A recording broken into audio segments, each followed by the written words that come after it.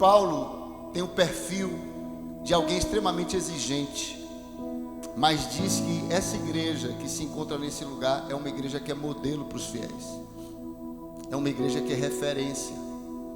E ele diz, capítulos seguintes, que ele previa, como nós vos falamos, como nós predissemos, haveremos de enfrentar tribulações, lutas, adversidades, perseguições.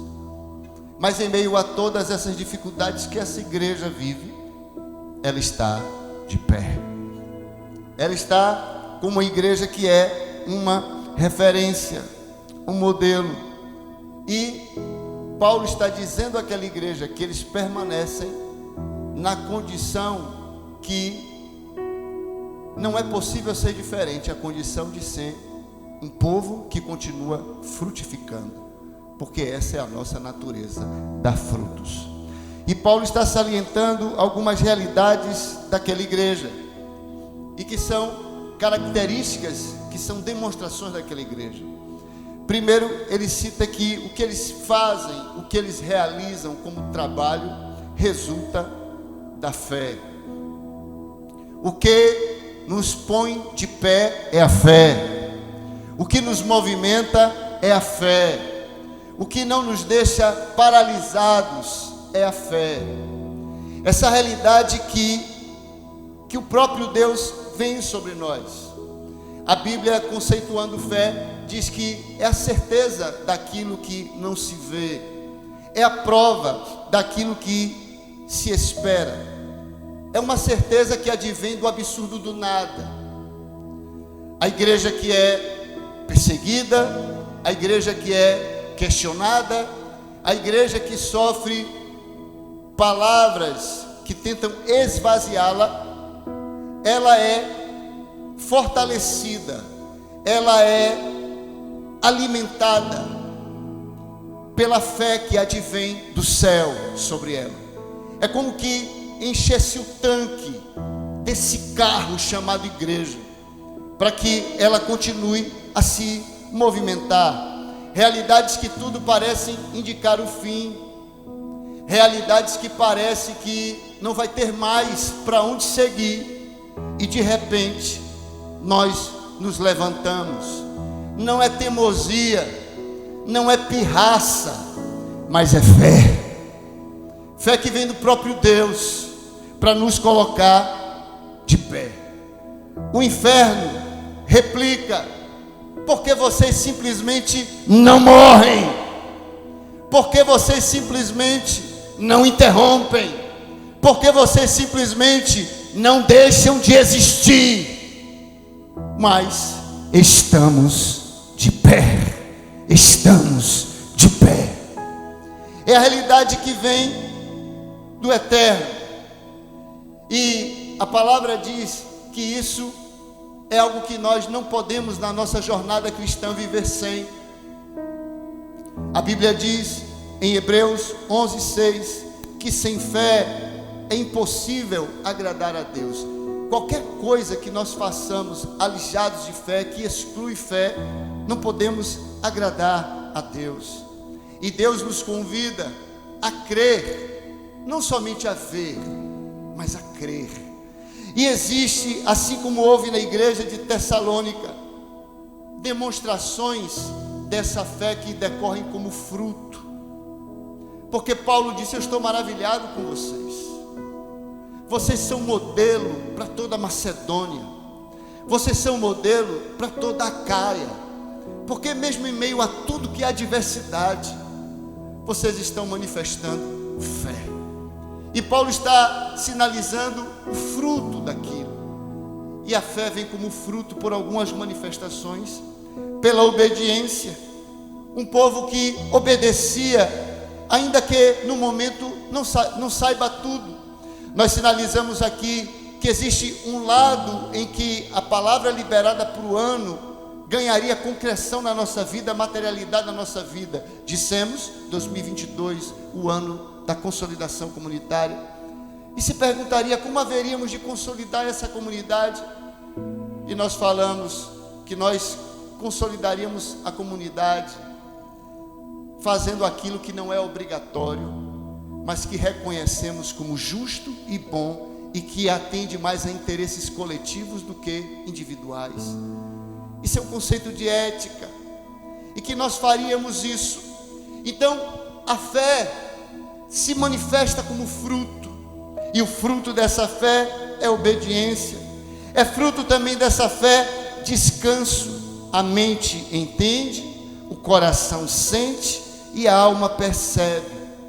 Dessa combinação vem descanso, vem paz. Quando é que você encontra alguém que se acha, ou você pode dizer que ele é alguém que tem fé? Quando é alguém que na sua vida ele tem descanso, ele é ser pacificado, porque a nossa paz está enraizada em Deus.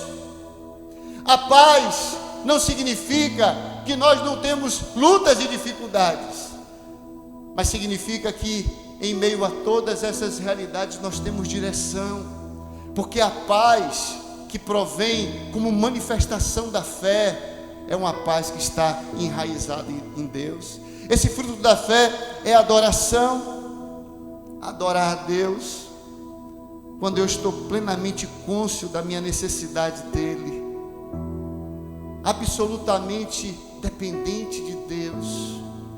Todas essas coisas manifestam fé, e Paulo está dizendo à igreja em Tessalônica: olha, a fé de vocês é comunicada, a fé de vocês é propagada. E amados, nesse tempo que completamos 44 anos como igreja, nós também queremos que isso se manifeste na nossa vida.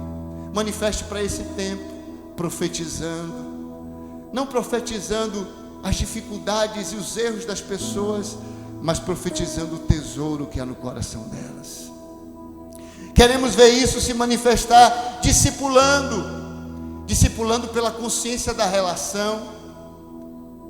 Dentro da apresentação aqui, a Fernanda expressou que o que qualifica o discipulado é o compromisso que nós temos em estar com alguém, em consolidar a vida de alguém, a pessoa saber que ela é comprometida com você, em adorar pelo entendimento de quem somos, de quem Deus é, e adorar a Deus não pelo benefício, mas adorar a Deus pelo entendimento de que agora, como filhos, nós temos consciência de quem é Deus e de quem somos, e nós queremos adorar Ele com toda a força do nosso ser. Diga assim: o nosso trabalho é resultante da fé. O apóstolo Paulo sinaliza outra manifestação daquela igreja, é o esforço motivado pelo amor. Amados, tem esforços que nada justifica exceto o amor. Você não encontra nenhum motivo para você fazer bem a determinadas pessoas. São esforços que não são justificáveis exceto pelo amor.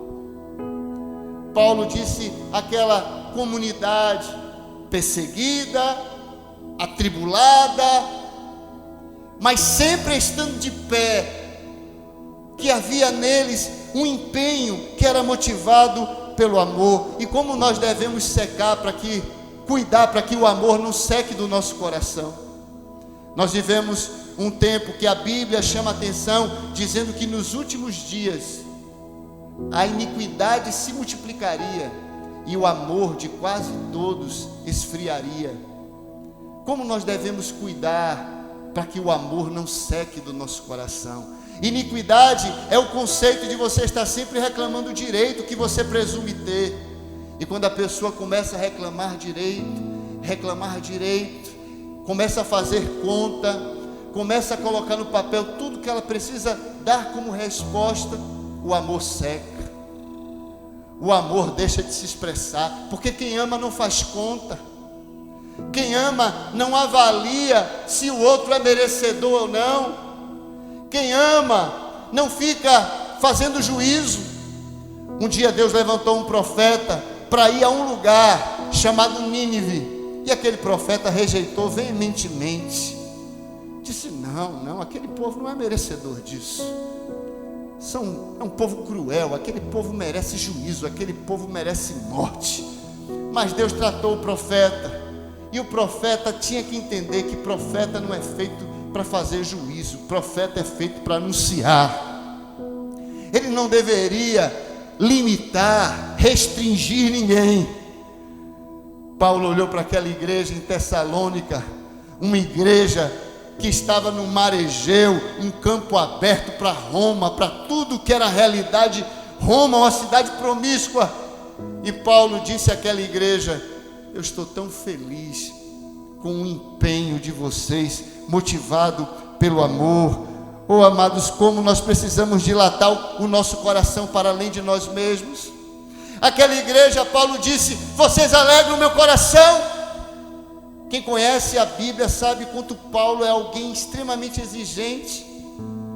Para Paulo dizer a uma igreja que ela é uma igreja modelo, meu Deus, que igreja é essa? E essa igreja, ela tinha um compromisso motivado pelo amor. Oh, amados, como nós precisamos dilatar o nosso coração para além de nós mesmos. Há uma história de um homem surpreendente chamado John Wesley. Ele é muito mais conhecido por ser genro de John Knox, um grande reformador, do que a própria história dele. John Wesley, ele era um adolescente totalmente desvirtuado. Já na sua adolescência ele roubava, ele cometia furtos. E a sua mãe, uma cristã, orava muito pela conversão desse menino. E quando tinha por volta de 15, 16 anos, ele se converteu ao Senhor. E ele era um rapaz extremamente precoce. Com 18 anos, ele já se formou. E ele então começou a pregar o Evangelho. E ele foi enviado para uma cidade na Escócia, em Sincarta. E lá ele pregou 2 anos. E 2 anos pregando, ele ficou extremamente triste, porque ele não via nada. E ele dizia: Senhor, tem sido inútil o meu trabalho, nada eu tenho feito. Mas um biógrafo que escreveu anos posteriores a biografia dele, comentou que anos mais tarde, quando foi lá na cidade de Sincarta, encontrou um homem que se converteu só pela presença de John Wesley andando pelas ruas da cidade. Depois desses 2 anos, ele começou a pregar pela Escócia. E o rei escocês, James VI, ele tinha proibido de que fosse pregar em alguns lugares. Ele dizia que alguns lugares não eram autorizados a pregar. E quando ele soube que John Wesley estava pregando, mandou dizer a ele: olhe, não se atreva a pregar em lugares não autorizados.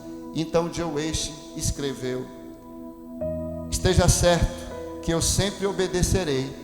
E aí escreveu em letras garrafais: meu rei. Ele não estava dizendo que o rei dele era James VI. Ele estava dizendo que o rei dele era o Senhor. E ele começou a pregar em tudo que era lugar da Escócia. E foi preso. As prisões daquela época na Escócia não eram como as de hoje. As pessoas viviam expostas a todo tipo de enfermidade, pelo frio, por bichos, por comida totalmente sem cuidado algum. E esse homem foi mandado de prisão a prisão. E aí, depois que solto, o rei disse: você não vai ficar nem aqui, e baniu ele para a França. John Wesley era alguém muito precoce. Em 3 meses ele aprendeu o idioma francês, e ele começou na França a pregar por todo o interior da França. E quando ele está lá pregando por todo o interior da França, isso foi logo após a reforma, o rei francês Luís XIII, parece que John Wesley tinha o dom de incomodar as autoridades, mandou chamá-lo. Porque esse homem está pregando em todos os lugares? Chame-o à minha presença. E quando ele esteve na presença do rei, ele disse: meu rei, você sabe o que é que eu prego? E ele começou a dizer que ele pregava acerca do Senhor Jesus.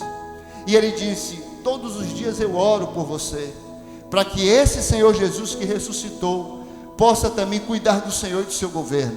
O rei Luís XIII abriu para que ele pregasse em todos os lugares.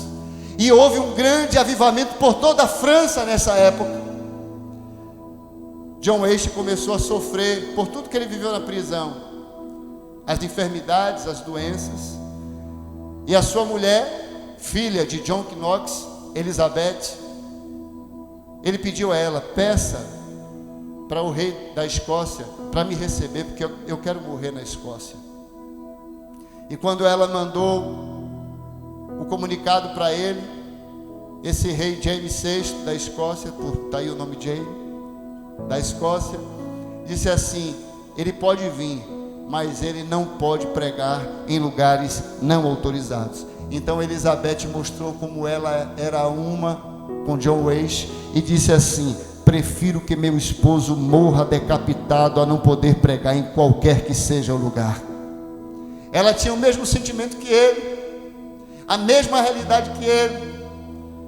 E então, como ele não permitiu, ele foi para Londres. Quando chegou em Londres, pregou uma última vez, foi colocado lá no seu quarto, dormiu, e quando o dia amanheceu, ele estava morto. Ele morreu aos 52 anos de idade. Mas o que chama a atenção é que a sua esposa Elizabeth disse que várias vezes ele acordava de madrugada e orava.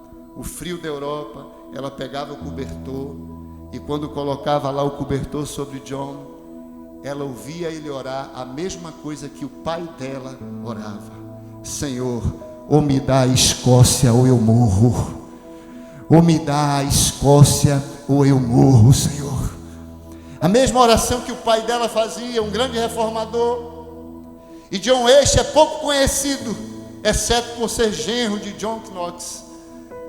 Ele orava: Senhor, ou me dá a Escócia ou eu morro. Essa igreja que está de pé é uma igreja que se empenha, e ela é motivada pelo amor. E existem coisas, amados, que só o amor justifica. É por isso que existem realidades da família que só o amor justifica. O amor tem muitas razões, diz o pensador, que a própria razão desconhece. Paulo disse: olha, eu estou maravilhado pelo amor de vocês. E por fim o apóstolo disse: a perseverança proveniente da esperança de vocês. Paulo toma conhecimento como eles estão firmes, amados, e como causa um incômodo às trevas. Meu Deus, eu estou fazendo tudo para ele parar e ele não para. Meu Deus, demônios se levantam e ele não para. Vem mentira, vem dardo, vem frieza, mas ele se encontra de pé. Paulo diz: eu fico maravilhado com a perseverança proveniente da esperança em nosso Senhor Jesus Cristo, que está sobre vocês. Amados, escute isso. É bom celebrar 44 anos, e toda a história sabe o que é ser igreja e como igreja o que enfrentamos.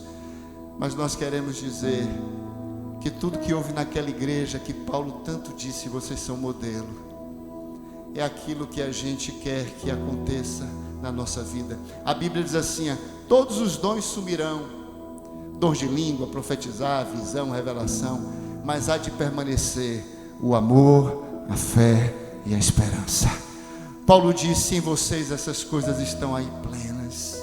Em vocês existe amor, existe fé e existe esperança. Nós estamos de pé.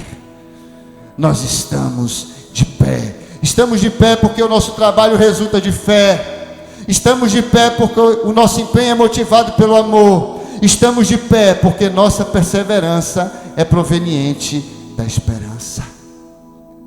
Que a confusão de hoje, você entenda que amanhã será paz. O que hoje é abatimento, amanhã será júbilo. O que é hoje aflição, amanhã será louvor. O que hoje é perseguição, amanhã será honra. Ao final estaremos de pé. O que hoje representa rejeição, amanhã será perdão. O que hoje é publicado como fracasso, amanhã será sua ponte para o êxito. O que hoje é humilhação, amanhã será exaltação. Ao final estaremos de pé. O que hoje é burburinho de maledicência, amanhã será publicação de júbilo. O que hoje é traição, amanhã será uma melhor aliança. O que é hoje vergonha, amanhã será dupla honra, porque ao final estaremos de pé. IBLV, 44 anos. Estamos de pé, estamos de pé. Fique em pé, por favor.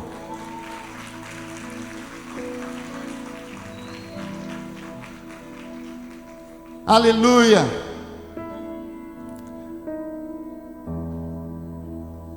Você ouve isso de alguém como Paulo, não era qualquer coisa.